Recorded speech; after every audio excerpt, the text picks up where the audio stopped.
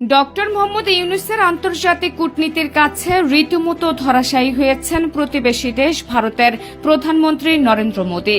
বিমস্টেকের সম্মেলনে সেই হেরে যাওয়ার প্রক্রিয়া স্পষ্ট, যেখানে দ্বিপাক্ষিক বৈঠকে ডক্টর ইউনূসের জন্য অপেক্ষা করার পাশাপাশি প্রধান উপদেষ্টার সাহসী সব দাবি নরেন্দ্র মোদীকে অনেকটা নির্বাক করে দেয়।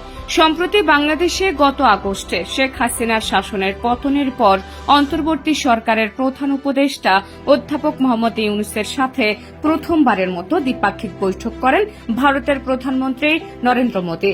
ব্যাংককে সাংগ্রিলা হোটেলে বিমস্টেক শীর্ষ সম্মেলনের সাইডলাইনে স্থানীয় সময় দুপুর 12:30টায় বৈঠকটি অনুষ্ঠিত হয়। বাংলাদেশের অন্তর্বর্তী সরকারের 8 মাসের মাথায় প্রধান উপদেষ্টা অধ্যাপক ইউনূসের সাথে ভারতের প্রধানমন্ত্রী নরেন্দ্র মোদীর এই বৈঠক হল। বিবিসির প্রতিবেদন অনুযায়ী বৈঠকে প্রধান উপদেষ্টা অধ্যাপক ইউনূস সাবেক প্রধানমন্ত্রী শেখ হাসিনার প্রত্যর্পণের প্রসঙ্গ তুলেছেন বলে বাংলাদেশের পক্ষ থেকে জানানো হয়েছে। গত শুক্রবার এই বৈঠকের পর প্রধান উপদেষ্টার প্রেস সচিব শফিকুল আলম সাংবাদিকদের বলেছেন, বৈঠকে দুই দেশের পারস্পরিক স্বার্থ সংশ্লিষ্ট বিষয় নিয়ে আলোচনা হয়েছে। প্রধান উপদেষ্টা বৈঠকে শেখ হাসিনার প্রত্যর্পণ ভারতে বসে শেখ হাসিনা বিভিন্ন ইনসেন্ডিয়ারি বা আক্রমণাত্মক মন্তব্য করেছেন সেসব বিষয়ে কথা বলেছেন। এছাড়া সীমান্ত প্রাণহানি, গঙ্গা চুক্তি নবায়ন এবং তিস্তা নদীর পানি বণ্টন নিয়েও কথা হয়েছে বৈঠকে। গত কয়েকদিন ধরে প্রতিবেশী দুই দেশের শীর্ষ নেতার বৈঠক নিয়ে বাংলাদেশ এবং ভারতের গণমাধ্যমে আলোচনা ছিল। তবে এসব কিছুকে ছাড়িয়ে যায় প্রধান উপদেষ্টার কূটনৈতিক কৌশল। ভাইরাল এক ভিডিওতে দেখা যায় নরেন্দ্র মোদী এবং তার কর্মকর্তাদের বহর প্রধান উপদেষ্টার জন্য আগে থেকেই বৈঠকের রুমে অপেক্ষারত আছেন। ডক্টর ইউনূস আসলেই সবাই দাঁড়িয়ে সম্মান জানান।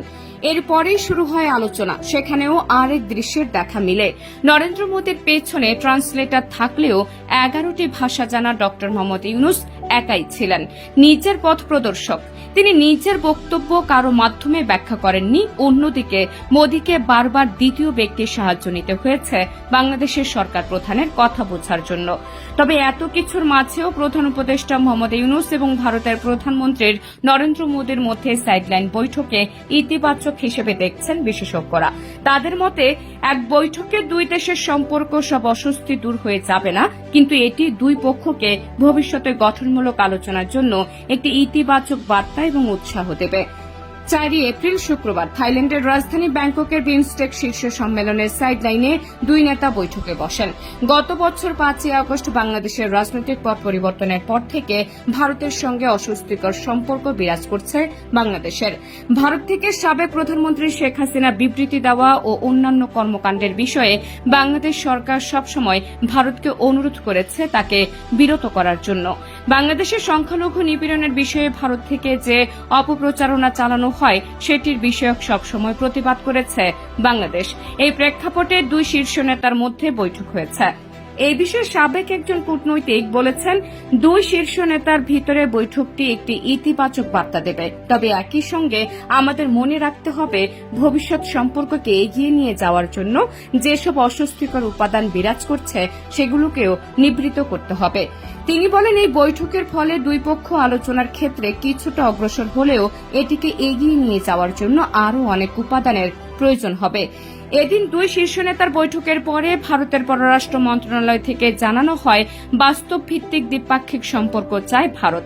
ভারতের সংবাদ বিজ্ঞপ্তিতে জানানো হয়, ভারতের প্রধানমন্ত্রী একটি গণতান্ত্রিক, স্থিতিশীল, শান্তিপূর্ণ, প্রগতিশীল এবং অন্তর্ভুক্তিমূলক বাংলাদেশের প্রতি ভারতের সমর্থন পুনর্ব্যক্ত করেন।